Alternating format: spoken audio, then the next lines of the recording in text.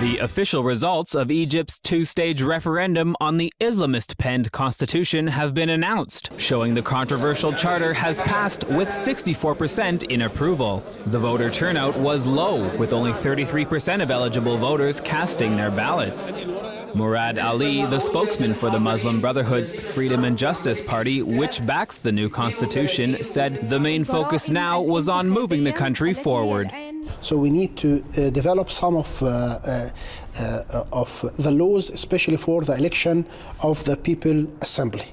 And this is for the coming parliament. And this is a priority for us. In addition, we are going to discuss with other parties concerning what kind of laws are urgent in order to speed up the economic reform in this critical period. Opposition leaders are disappointed in the results, saying a large majority should be needed for the referendum to pass.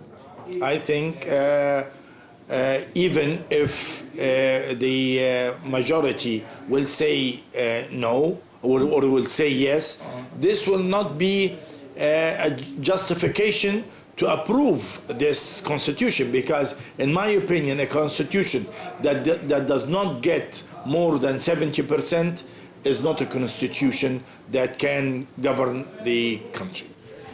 Ahmed Ragab of the Free Egyptians Party was of the opinion that the reason the referendum passed was because most of the voters who showed up were from the older conservative generation. Very few from 30 to 50, but the majority was 50 to 70 and 70 and more. Where is the new generation? Where is the young people? However, some hope seems to remain, and the new Waft Party would be willing to work with President Mohamed Morsi under certain conditions. We'll see if the privileges that the president gave to himself in the constitutional amendment that he made, the constitutional announcement that he made, that provoked everybody, will be applicable or not.